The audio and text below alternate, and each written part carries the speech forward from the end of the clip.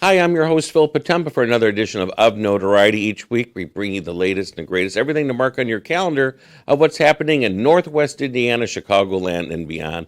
And of course, it's the broadcast equivalent of all the columns and feature stories you'll read in editions of the Post-Tribune, my flagship newspaper, underneath the Chicago Tribune umbrella of media entities. So sometimes you'll find stories in the suburban editions or even in the main run from time to time. Most of all, we're so glad that you're joining us today as we come to you as a broadcast that is time-stamped on Thursday, May the 22nd, 2025. In case this is a rebroadcast, we want to make sure you know when this interview is unfolding.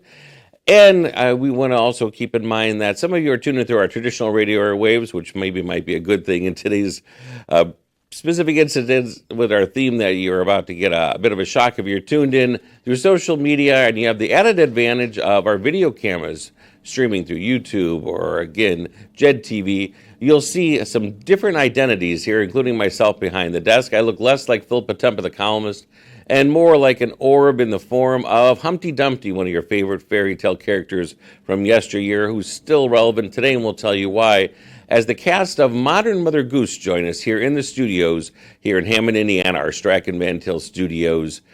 All the characters that you knew and grew up with, nursery rhymes of fame. We have at least a select member of our cast here today, as Modern Mother Goose, a brand new world premiere stage children's production, is at Theater at the Center for 1 week only, and it continues right through Saturday, and that would be Saturday, May the 24th, with a 10 a.m.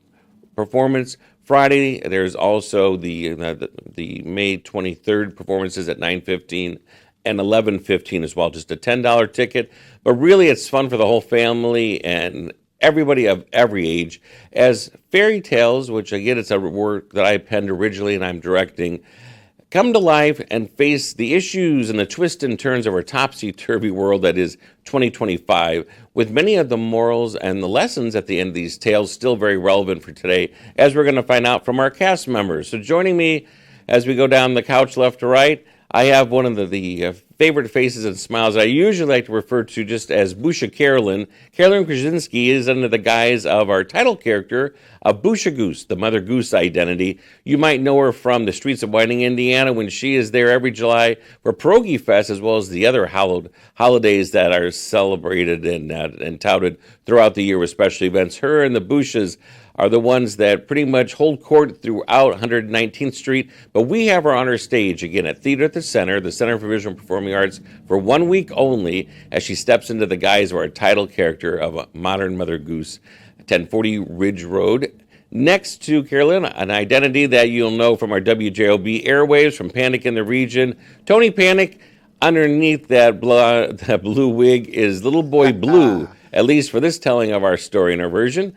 He'll tell you what he brings to the story and the plots that unfold. Looking right over his shoulder and towering over us all, Dave Innes. You're familiar also from our WJOB radio airwaves every Saturday.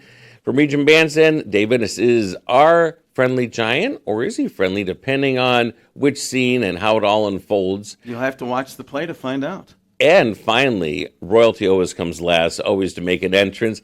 Kara Schmidt is our identity of Princess Prudence. She is the sleepy, usually one-slippered princess that makes her way around the court. Other favorite identities, Rob Aguirre, who you know from the sports team here and the broadcast personality WJOB, is our Prince Rob. And we also have Catherine Dilworth. She is our Little Miss Muffet, how we actually know as Maisie. And then there's one other creepy eight-legged character who is the villain of our story, the Spider. But first of all, let's talk a little bit to our cast members to see, were all of you on board right away when you were pitched the idea, or was there any reservations at all? Carolyn, you had a cold call when I called you. You probably thought, I haven't heard from this guy in a couple of years as far as pitching ideas. What was your first thought? My first thought was, oh my God. Because usually you're a little bit hesitant. You're comfortable in your Busha role because you say that's kind of you doing your thing. You've got the other Bushas there to back up. You play off each other.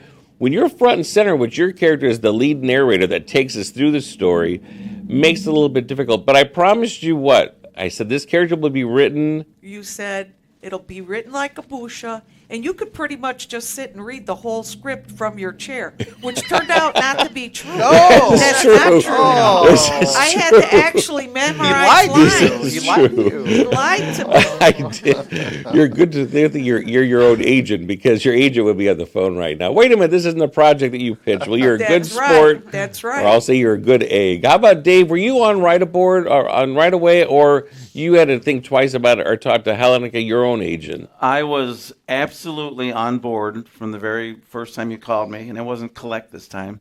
No, because of all the camaraderie and the fun we had doing the year Santa went on a diet. The whole cast and then some has been rejoined. So anything that you do, Phil, you have such a tenderness to your stories. So I couldn't wait to get the script, but I was on board before even knowing what it was going to be about. Thank you. And this is true. We are kind of reunited in that I've written other projects in the past. We mentioned the Year Santa Went on a Diet was a holiday one a couple of years ago that had Mrs. Claus in the identity of Abusha and Dave Ennis in an alter ego as Santa Claus, which he's very familiar with. Tony has been around with helping sound and sound effects, so he's familiar. Sometimes he's on stage, sometimes he's off. Kara Smith worked with both Tony and myself for the year with Dickens, so the Dickens Christmas Carol with a spin on it in multiple identities. But Kara also was Little Red Riding Hood when we first relaunched the Theater for Young Audiences at Theater at the Center, which was so key for us to bring in young audience, young imaginations, because they are our future audiences for live theater and performances. If you're just tuning in, I want to make sure I get a phone number for the box office out there, 219-836-3255 will ring the box office. A $10 ticket, you can't go wrong. That's a movie theater ticket these days for a live performance and capturing something that you'll only see once. It has an original stamp on it. Or pick out your tickets. Just go online at www.theater with the R-E at the center, all blurred together, theateratthecenter.com. You can get tickets as well very easily. Kara, when I asked you if you would step into the identity, did you know what character you would be, or you were thinking, now, am I going to be Jill of Jack and Jill, or? I think you told me right away that I was going to be a sleepy princess, and at least the sleepy part wasn't going to be too difficult. She stays pretty busy between twins and the rest of her children and her family. She stays busy in her own home life, but she's a good sport. And another entirely different identity at Chester Arts Center too, correct? Yep, that's right. Director of Education there. So yeah, you come through, we do all kinds of programs. So if you're out that way, our Porter friends County. to the east. I quite often will insert those into my columns to let people know what's the latest that is happening. They have great programming at the Chester Arts Center. They are kind of the neighbor next door, just one county over, for our own South Shore Arts, which is based in our Center for Visual and Performing Arts. What about our audience this week? Because if you're hearing this and it's a rebroadcast, we're up to Thursday, so we passed the equator here. We're more than halfway through. We still have another 4 performances to go yet. So hold on to your goose, Grandma Goose. We still have some more time to go with this. The audiences, does every performance feel like it has its own original stamp on it, and why? Yeah, some are a little more vocal than others, but even the ones that they're kind of hesitant, they still get into it. You can see the look on their faces. They're pumped for it. They're hesitant. And, being Little Boy Blue, I don't know about you guys. I'm very selective with my roles here. Yes, I'm like you are. Tom Cruise, Brad Pitt. You got to study the part. So when I'm on stage, I just zero in with the kids. I'm like, well, geez, they're here for a great show. I'm sure, as you all feel, you want to put on the best show possible for them. I don't know. When you read the character descriptions, Cass, was there a little bit of a wink or a nudge or a nod to each of your own personalities in that one sentence description, Dave? Phil, I would absolutely agree with that, because there's so much of us individually in our characters, which you purposely wrote in there for us. The audience may not get it, but we certainly do. And the adults will get some of the jokes where the kids will not, and vice versa. And the interesting part about the whole story and the Mother Goose tales is some of these kids, sadly, have never read or even gotten to know any of these characters. So we hope after every performance that the kids and the adults will remember. But the kids will look online or try to get their mom and dad's or grandparents' storybooks and find out these characters and fall in love with them the same way that we have. Absolutely. We're very grateful to all of our media friends. We are in both of our major newspapers here. I'll hand that to Dave right there in the Post Review on page 2. There's a huge write-up that I did in my column. And then our thank you to our friends, the partners here at WJOB. that the Times newspaper, the Times NWI, did a great cover story in their AE section, too, which we're so grateful for. Right there we are in living cover right there on the cover All spread. over the place Look today. at that. And the all of this front attention, page. as well as the Lansing Journal did a great spread, all of these say the same thing. They keep talking about Dave Ennis, the host of Region Bandstand. I'm the co-host, everybody. Your publicist Oh my God. really planted a lot of attention for you. I don't know what your Yeah. co-host is going to think of this. Oh, I know what he's going to think. It's Gene Sferuzza's show, everybody. I'm his co-host. Okay. Because Wow. your name is branded throughout all of these, Branded which like- is interesting. Like a cow. I don't spend a whole lot of time on stage because mine's just a quick cameo at the end. But again, the same question for Carolyn and also for Kara. Do they know some of these characters? Your hand, and again, this is for all ages. There are fun things that are folded in that adults will get a kick out of and maybe roll their eyes at. But there is a quick program that goes out to each person in your hands to follow along with some of the nursery rhymes.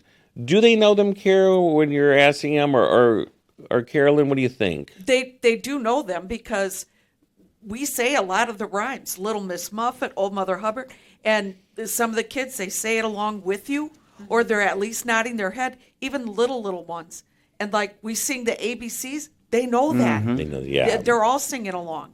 So I'm mildly surprised that they're very familiar with the stories. That's good. And I'm curious, and I hope that if our producers are in the booth, they do some other angle shots to get some tight shots, because we need to do a shout out to our costumer. Oh, For sure. Our costumer, Tina Stasny, she has dreamed up what you're looking at right here. Some of these are different embellishments, so hopefully our producers will do some shots that kind of get a close-up and you can see some of the characters there on the couch. Mine, again, has got some of her own touches to it. Mother Goose has brought what is basically a core Busha outfit, and you have embellished it as well. Dave brought some of his own pieces, but Tina's very creative. I think, Kara, yours really is almost custom fitted for you, right, as a princess? Created. Definitely the Yeah, the it's adornment called? on top of your head there, princess that hat. cone The princess hat. Yeah, so she made this just for the show. Yeah, which So- again, it's got. And how about, can we get the shoes? Oh, Everybody loves to see the sparkling Oh, shoes yeah. there. Look at that. So pretty in the And reflection. are you ready for this reveal? For our producer, are you ready for this reveal where those shoes came from, Kara? Oh yes. Well, I'll. It was your idea. So Go I'll let you ahead, do it. tell Oh, her. These are from Cracker Barrel. Whoa! Did you know? Did you recognize a producer? From Cracker Who knew? Barrel? Yeah, who knew? I wonder if she recognized them at all. So I was looking at those just a little bit, and I was like, "Oh, I know those because I saw those." Yeah, that was one thing I was like, "Oh, nice." If 'cause- anybody says they didn't know that Cracker Barrel sells shoes, they do, They because sell look, and we're not even getting a everything. plug for those. We had to purchase those right with our own hot little They hands. came with free biscuits too. I There think. But you we can go. get No. all. You You You can never probably go wrong with those. Yeah. you could get all your princess attire from. Yeah. Cracker Tony, Barrel. tell them the inside joke with your T-shirt then. Yeah, so Give a reveal there. it's the band name is the characters. Tina made this. She dyed it blue, and she made it in the style, the font of the classical punk rock band, the Misfits. So she did a great job with that. The hair, she wanted me to wear a wig. I was like, no, I'm going to grow it out. I'm going to dye it blue. And this is what we came out with right here. I don't know if we all believe that, You can but see my roots coming in I right think now. he needs to hear one of those lessons at the end of our play, right? When we do our Yeah. review of our Oh, lessons yeah. here. Oh, come on. Audience, or excuse me, cast members, has there been anything shouted out from the audience that caught you off guard about something that they were surprised about or they weren't sure about, and you had to kind of keep a little chuckle to yourself, maybe about favorite singers or they're trying to steer you in the right direction? Anything? Well, the other day, it might have been the last show he did, someone wanted to kill the spider. No, they wanted to kill me. Oh, the same thing. The prince. Hey, You're supposed to be there. woken up, right? There's a frog for that, but they have minds of their own when they're in there, and that is one thing again that you will be transported to Storybook Land. It's not just a bare stage with us up there. There is a huge, giant shoe which Mother Goose lovingly identifies for directions-wise. It's the High top up there on the hill. exactly. First high top on the left up there Yep. on the hill. It's a beautiful focal point. A shout out that a lot of these are vintage pieces that Theater at the Center had. They were in storage. So Ann Davis and her team, she was our lawn production manager, scenic designer, could do it all. Her and her team created so many of these, which again are stored away been mothballed, and I'm sure glad that we kept them so that we could resurrect them, including that gigantic spider.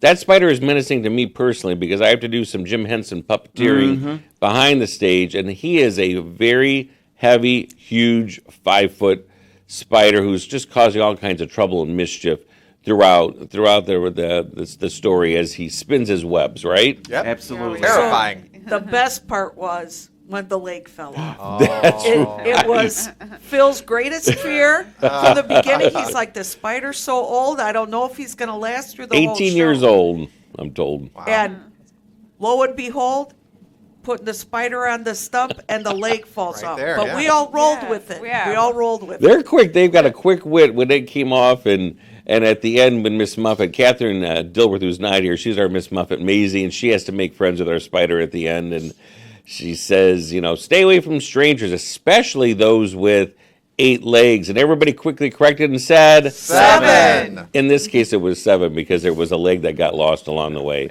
But and I said my kids would eat that. Yes, your kids would eat that. That's right. They're a very hungry bunch up in that shoe. And Dave, you always say, don't worry about him losing a leg. He'll grow one back tomorrow. He'll grow one back tomorrow. Because Exactly. he's an arachnid, I believe. That's isn't it? right. Yes. He's an arachnid. The interesting thing You can about tap at the number of legs they have. about Phil's take on this story, there are so many other characters interwoven within our characters. So so she's not only Mother/Busha Goose, she's also the mother that lived in the shoe. Yeah, the little lady lived in the Yes. shoe. I'm little old lady who lived in the shoe. I'm also old Mother Hubbard. That's right. And Tony, your middle name is Jack. Jack, Of from course. ever associated with Yeah. climbing. Jack and the Beanstalk. That's of course. right. Yeah. That's why that giant is looming right Yeah. behind you. Well, a couple of the props that just have personal sentiment to my own self is that singing harp. There is a huge harp on stage that I built and created for a music project back in the 6th grade. So I was a bit of an overachiever back then because this is a life-size harp. My dad strung wire with it, so he helped me with it some exactly. nice. We added the mermaid effect to it to put her on the front and glued the golden mermaid on the front. It has a huge tassel. But I just remember bringing that in for our music project. Everybody was to create some type of musical instrument, and Ann Scamelhorn was there with her cigar box banjo with rubber bands, Very and cool. Keith Spinner had his mouth harp that was a comb with wax paper, and then I entered with this Bob Vila, Martha Stewart creation that was huge, and it got an A+, and lives on. Look at this, all this years later, 40 years later, it's still on stage. We use it sometimes to decorate for the St. Patrick's Day events as well there at the theater That's- at the center. That's why you never throw anything away. Ex- You never know yes. when you're going to need it. Exactly. And we had to really pull some strings to get that harp in the show. That's Yes, that's right. And some of the costume pieces that we brought and we adorned, I love the story that goes with Busha Goose for the Shaw. The character has a scene that it specifically needed to have a Shaw, which I thought maybe the Busha just always wore. Surprisingly, that was not part of your wardrobe, but how did you satisfy the request? Well, I went shopping at Garage Mahal thinking I'll find one because I knew I needed it. Didn't find one. Found an almost one, but my daughter was like, nope, not going to work.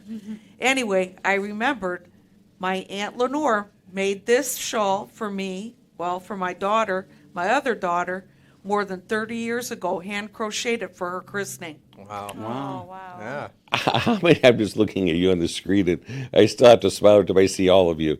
But especially Busha Goose, how many of us probably think there's more than a few of those lawn goose ornaments along 119th Street and Whiting just all the time, right? Can't you see that being on some of the front steps in Oh, Whiting? sure. Yeah. That's a staple. That's got to be a Yeah. staple, right? You can count about a dozen. You think about a dozen. There's one on my block. Back at the farm during the 80s, a popular lawn ornament was, I don't know if they had this up here, but it was a plywood cutout of a polka dotted dress, and it looked like a lady bending over doing her Yes. yard work. Yes. That was a big hot item at our time. I meant to bring these with as a prop, and I forgot. The inspiration for this, because everything has to come from somewhere, the inspiration for the idea of modern Mother Goose, which continues, if you're scrolling through your social media, this had to catch your attention. At least pop in and say, why is there a giant egg sitting at that desk? And who is this princess? And wait, why is there somebody that looks like a witch's hat, but it's not because there's a pastel bow on it here with a giant looming over and a blue wig in front. This is Modern Mother Goose. It's in a world premiere children's production that's ideal for the entire family. It's 1 week only. Theater at the Center stage at the Center for Visual and Performing Arts, Munster, Indiana. This broadcast is stamped on Thursday, May the 22nd, being captured. The show run goes until Saturday, May 24th. There's a 10 a.m. production of it. That's the final performance. Friday, there's still as well. So on Friday the 23rd, you have an opportunity at 9:15 and again at 11:15. You will not be disappointed as your favorite storybook characters come to life and they face real life dilemmas. Anything from, there's a reference to Apple Watch, there's a reference to texting in there, right? A little bit of everything. And the idea for this came from my own youth growing up. We had lots of storybooks, but they're a pretty conservative Polish family, being on a farm, and I've been the youngest of 5. Most of what we had were hand-me-down books. Mm-hmm. And when we'd have a book fair, my mom might let me get a book, or no, usually she would say, let's go to the library. Why buy the book? You're only going to read it once. You can go to the library and you can have it for free. She's right. But if you get a book you really love, you'll read it over and over again, but I wasn't going to debate her at that age. So I would get 1 or 2 books. But with our World Book Encyclopedia set, there was an additional set called Childcraft. That was sort of a bonus you would get with these. This is in 1954. My parents got married in 1953, had their first child in 1954, thought we're going to start them off with an education, bought a set of world books. There was no Googling back then, right? No. It was your encyclopedia set you would use. The white world books with the green binding. That's the ones. Yep. That's the ones. And the That's Childcraft below were companion pieces, each dedicated to a different topic. One could be about science, one was nature, one was crafts, one was different cultures around the world. But 2 of the volumes were nursery rhymes and favorite storybook tales. And I loved looking through these as a child. And at bedtime, we would have these read to us. Or an aunt and uncle, if somebody was babysitting, and we'd go and get and say, will you read us this one? But it's particularly those illustrations were so vivid. Later, when I went through and looked at them, they were all done by different artists, which is also a way to capture attention because they all look slightly different. Some were done by Walt Disney. Wow. Thinking, why would Walt Disney have agreed back in 1954? But I think, it's still a newer franchise. He had made feature films. TV was a new thing. Particularly, I remember it's the story of the Country Mouse and the City Mouse. Do you remember that one? Yes. That's when I know that he illustrated. All these years later, they always stayed ingrained in my brain that they had a moral at the end, a lesson. Many of these fairy tales and nursery rhymes, they are rather grim, right? They Not are, not a sure, pun yeah. intended with grims. Matter of fact, I cut this part out. Old Mother Hubbard went to her, or I'm sorry, there was an old lady who lived in a shoe. She had so many children, she didn't know what to do. She gave them some broth, but no bread. She gave them all a whipping and then sent them to bed. Yeah. We cut out the whipping part, but originally that line was in there, and they were crying a lot and they were fussy. So it's a different world, but many of those morals and lessons stay the same. So a nod to Childcraft and World Book Encyclopedias. You've done your mission that it stays with you. And so those folks, we always emphasize at the end in the finale to read, right? Mm-hmm. Read your favorite books. Kara, do you do that with your family? Do you have some books that they're a fan of? The twins, at least? Well, yeah, we're making our way through the Harry Potter series right now.